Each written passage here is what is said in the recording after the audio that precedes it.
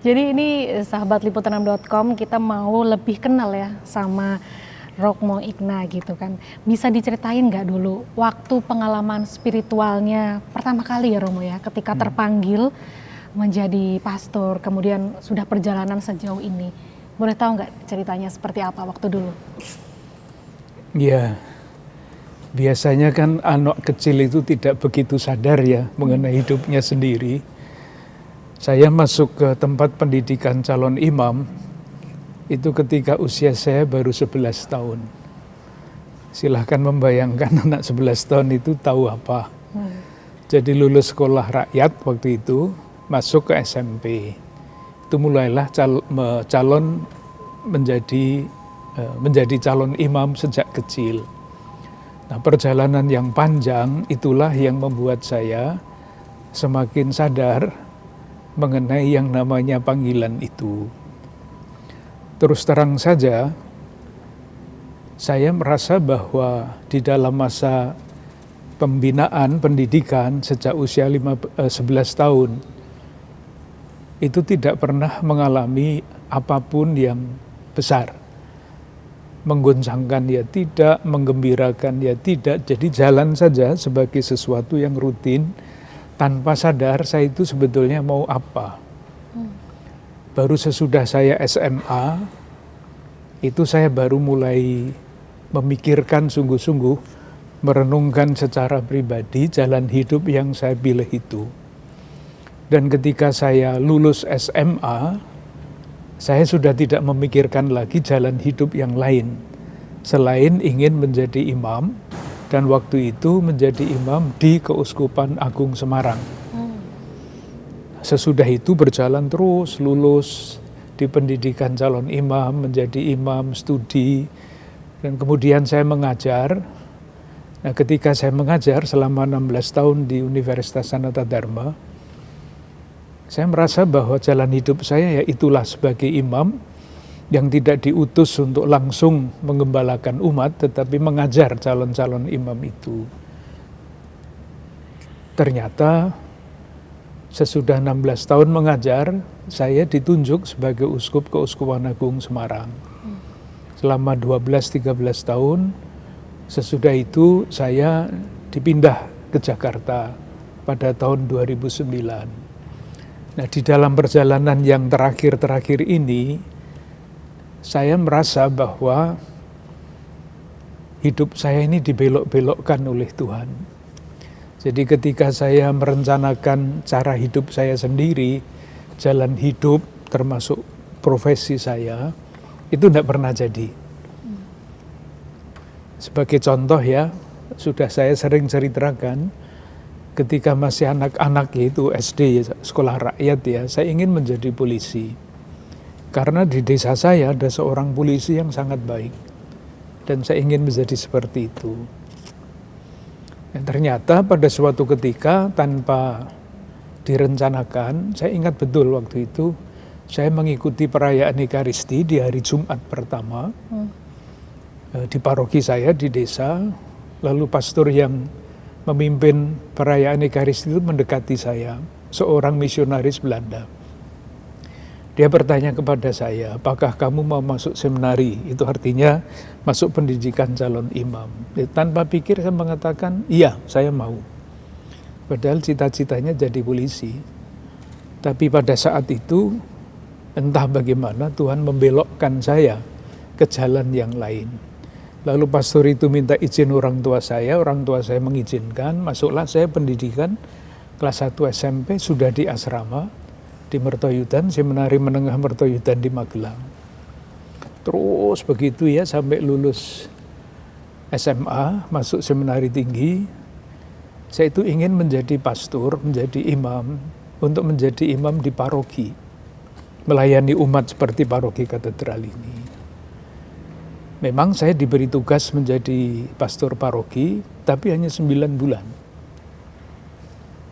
Sesudah itu saya dipanggil oleh uskup, diminta untuk melanjutkan studi.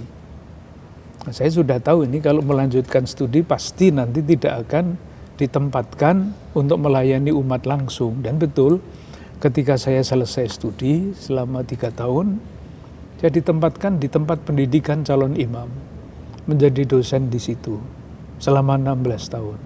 Udah dibelokkan lagi kan, maunya jadi pastor paroki, jadinya menjadi guru, menjadi dosen.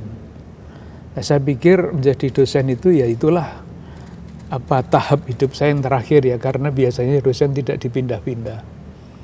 16 tahun saya menjadi dosen di Jogja, tiba-tiba saya ditunjuk menjadi keuskupan agung Semarang. Sudah dibelokkan lagi kan.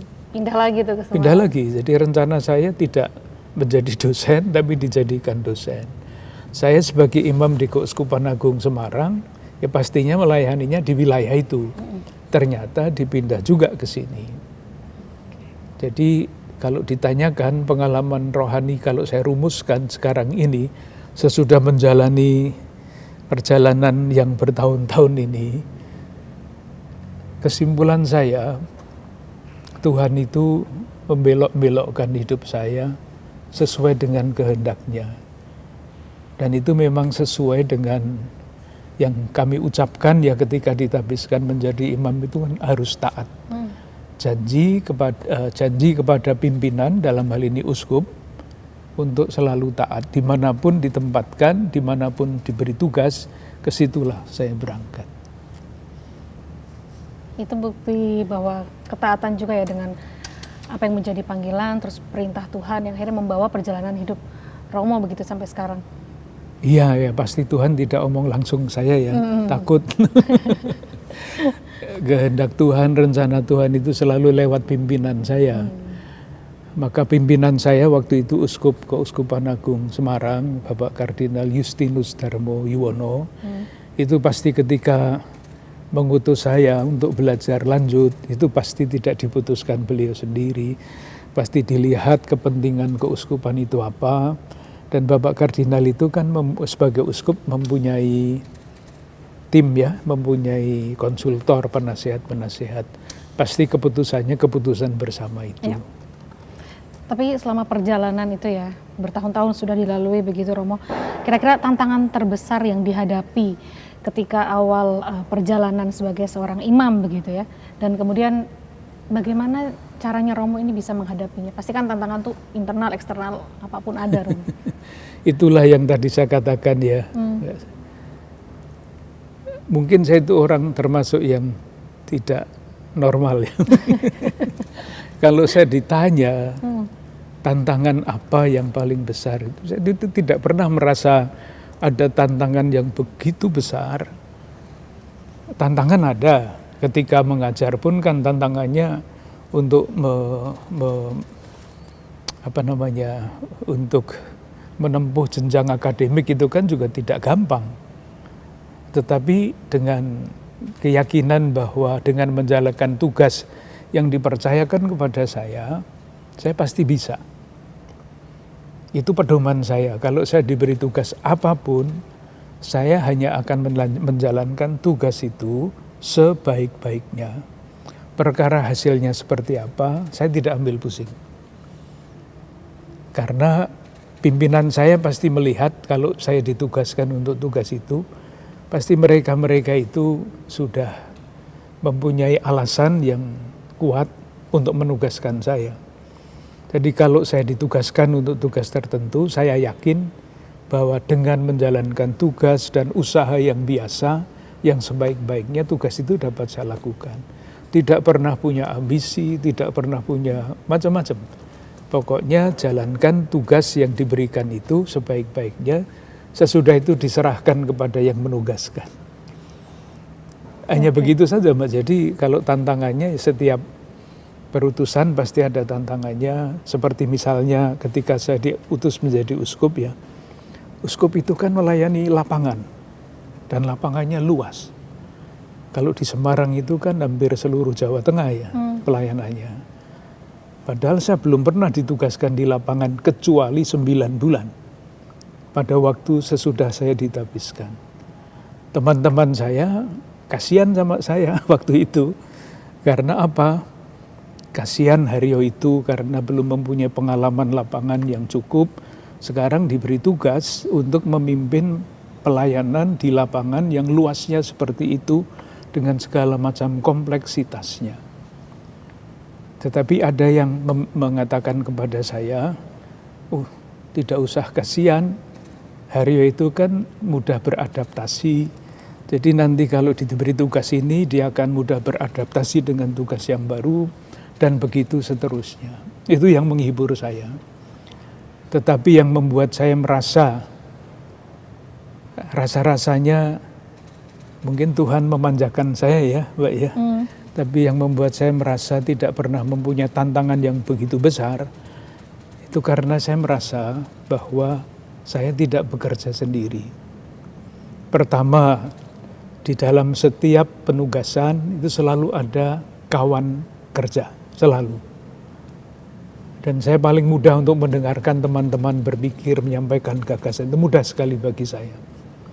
Dan yang kedua, tentu penugasan ini saya baca di dalam rangka iman ya, bahwa penugasan tertentu itu tentu membawa rahmat yang cukup untuk menjalankan tugas itu dengan sebaik-baiknya. Jadi saya tidak mampu menjawab yang tadi ditanyakan, tantangan paling berat apa. Semuanya berjalan, rasa-rasanya itu kok begitu saja ya. Pasti bukan karena saya, tetapi karena itu tadi Tuhan yang memberikan tugas perutusan kepada saya, ya, memberikan rahmat yang cukup untuk saya. Dan itu merupakan satu pegangan atau nilai-nilai yang memang selalu Romo pegang ya, taat tadi seperti yang sudah disampaikan. Tapi nilai-nilai yang sampai sekarang Romo pegang begitu ya dalam menjalani panggilan sebagai Romo, pastor sekarang, itu apa saja nilai-nilai kehidupan Romo? Bisa di-share nggak? Ya, bisa, Mbak. Itu paling jelas saya rumuskan ketika saya ditunjuk sebagai uskup. Sebagai uskup saya mesti memilih semboyan. Semboyan pelayanan, semboyan tugas. Dan ketika saya memikirkan hal itu, tentu saya memikirkan sejak awal ya, tidak tiba-tiba muncul suatu semboyan. Refleksi saya akhirnya mengerucut di dalam satu kalimat yang ada di dalam Kisah Para Rasul bab 20 ayat 19. Itu rumusannya dalam bahasa Indonesia. Aku melayani Tuhan dengan segala kerendahan hati. Itu kalau saya runut sejarah saya ke belakang, simpulnya ada di situ. Tercermin di dalam kalimat itu, aku melayani Tuhan dengan segala rendah hati. Jadi saya tidak, di dalam teks kitab suci itu tidak dikatakan aku melayani umat, enggak. Tetapi aku melayani Tuhan. Karena kalau rumusannya melayani umat itu nanti pertanyaannya umat yang mana yang dilayani. Jangan-jangan nanti pilih-pilih. Bisa dibayangkan ya. Tetapi kalau melayani Tuhan kan tidak bisa dipilih-pilih, Tuhannya satu itu. Dan kalau saya bertekad untuk melayani Tuhan, pasti nanti buahnya itu pelayanan kepada umat dan tidak pilih-pilih. Ini umatnya Tuhan semua. Yang manapun, dengan latar belakang apapun, dengan status apapun, itu umat Tuhan. Maka rumusannya aku melayani Tuhan. Nah, yang berikutnya adalah dengan kerendahan hati. Rendah hati itu di dalam bahasa Latin, humilis. Bahasa Inggrisnya kan humble ya. Kata humilis, humble, itu kalau dicari-cari akarnya, terdiri dari itu kata jadian, dari kata humus. Humus itu kan lapisan tanah yang sangat subur ya, lapisan tanah yang sangat subur, hitam warnanya. Setiap benih apapun yang ditaburkan di situ akan tumbuh. Kesimpulan saya, humilis, humble, rendah hati, itu adalah keutamaan yang dasar. Kalau mempunyai keutamaan dasar, rendah hati, humble, humilis, ini nanti keutamaan-keutamaan yang lain akan muncul dengan sendirinya. Seperti benih yang ditanamkan di humus itu pasti akan tumbuh dan berbuah. Maka rumusannya itu, dan itu bukan karangan saya, itu saya temukan di dalam teks kitab suci, Kisah Para Rasul bab 20 ayat 19. Saya mengajar kitab suci, jadi saya kurang lebih tahu kata-kata mana yang bisa merumuskan apa yang sudah saya jalani sampai tahun 97 ya, saya diangkat jadi uskup Semarang. Sejadi imam tahun 76, itu kan lama ya, sudah hampir 25 tahun waktu itu.